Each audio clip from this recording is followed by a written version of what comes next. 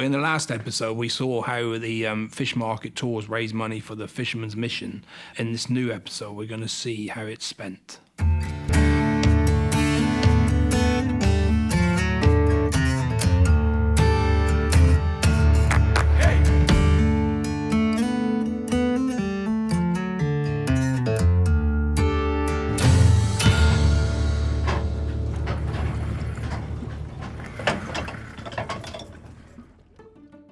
The work that we do, we can't really talk about. We are covered very carefully with data protection. What I would like people to see is that actually we do want to help. We are here to listen. We have a lot of information in our heads, and that's all the mission officers within the Fisherman's Mission. And we know our local communities. We know what services there are and what can help people. They do a lot of things behind the scenes. They help people who come short of money. Fishing's, you can be a wealthy man one day and then you can have nothing. And that's where the Fisherman's Mission helps these people. You might get injured at sea, you can't go to work anymore. You might get lost and your family's left behind, and they come in financially, help and support you in every way they can. And it's very much appreciated. In Brixham, we have many different types of vessels. We've got beam trawlers, crabbers, scallopers and day boats, and the financial constraints on those different types of vessels and the people that fish on them can be quite different. So for example, with the beam trawlers, they will be able to push rougher weather, but actually for the smaller day boats there is a case of if it's bad weather they can't get out. And everything that we do at the Fisherman's Mission is about home and hearth and making sure that actually the roof is kept over fishermen's heads. We've just been through a run now of having really bad weather and the guys haven't been able to get out, and there's been some beautiful pictures of the harbour full. But actually for me, I look at that and say, that might be bills not being paid, that might be electric not being paid, that might be food not being put on the table. And for me at the Fisherman's Mission, if people are going through those difficulties, they can come to us. All of us are trained, so we know what's going on in our local community. We know where we can signpost people. I can, do food bank referrals. I can support with a supermarket voucher, and also in the event where there might be rent arrears, or I can also look at, grant applications. You do not see what they do. You do not see the help they give to bereaved people. The fisherman is the most dangerous job in the world, or certainly the UK. My brother was a fisherman before he passed away. He was involved in a boat explosion where he rescued his crew, and basically following that he died a few years later as a result of his injuries. At that point, we contacted the Fisherman's Mission and asked them for some support and some help, which they very much did. They jumped on board very quickly. They assisted with the funeral, and they've got involved with family life with the children, and it's been really lovely support for the family.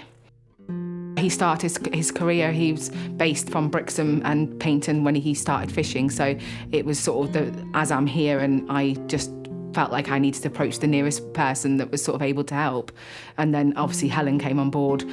Helen's got a lovely personality. She's really good at listening, and it's just nice to have someone who is wanting to be involved and wanting to check in, and actually is very passionate about the role that they do and very passionate about the fishing industry itself. So I think obviously coming from her own background of being a fishing family and her partner's a fisherman, I think it helps her be really engrossed in the actual industry, so she's able to offer that feedback because she knows what it's like, it's being part of that family.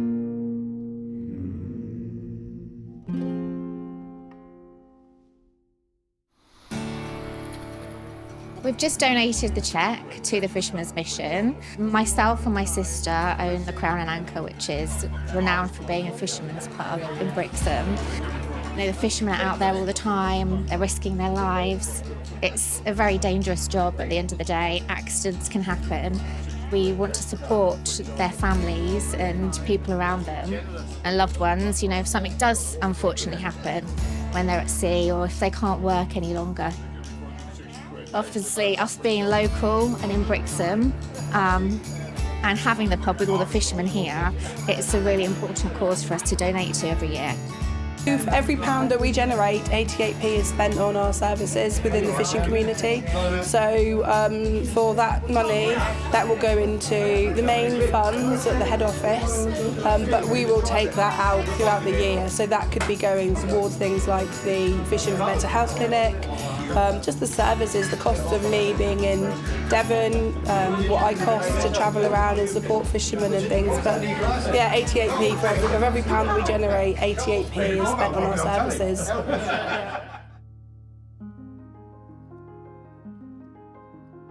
Fishing for Better Health came about because one day I was scrolling, as a lot of us do, on Facebook, and I saw a post from a doctor who was working at Compass House at the time, and within his work he had recognised that there was deprivation and poor healthcare within the fishing industry locally. We now, every 2 weeks, have a doctor that comes to the quayside from Compass House Medical Centres, and we also have the physio that attends. We've also had nurses there who come in and will help with things like stopping smoking, doing analyses of, for things like COPD, just helping, advising, taking blood tests. It's looking at a fisherman's health overall and making sure that he is essentially sea fit. You can come in, you don't have to make an appointment, you can just rock up to the BTA meeting room when we're there and then see Dr. Gunning, who has made great inroads with the whole scheme and this project that we're running. I think it's very, very important, not just to fishermen of Brixham, but in other ports as well around the country. Fishermen have been known over the years to ignore simple little things, whereas with having the doctors right on your doorstep and being able to drop in, the simple little things, hopefully they won't turn into very serious things by being seen quickly. All right, great. Thank you very much. Nice to see you. Thanks very much. Thank you. So I think it goes back to the lifestyle of a fisherman, in that actually fishing comes first. And if you go to sea and you might go, oh, I've got a dentist appointment in a week or a couple of days. Well, if there's boat failure, the boat might come in early. When you're meant to be at your appointment, actually, the boat's been fixed because it came in early, it's been mended, and you're going back out to sea. So you can't attend your appointment. Boats need to be paid for. Boats are very expensive and bills need to be paid. And that's like anyone who goes to work. It's just, you have to go and make hay while the sun shines. It's important for your life and for your family's lives to get things checked. If it's something that's on your mind at sea, then your mind is not on the job, and that is dangerous.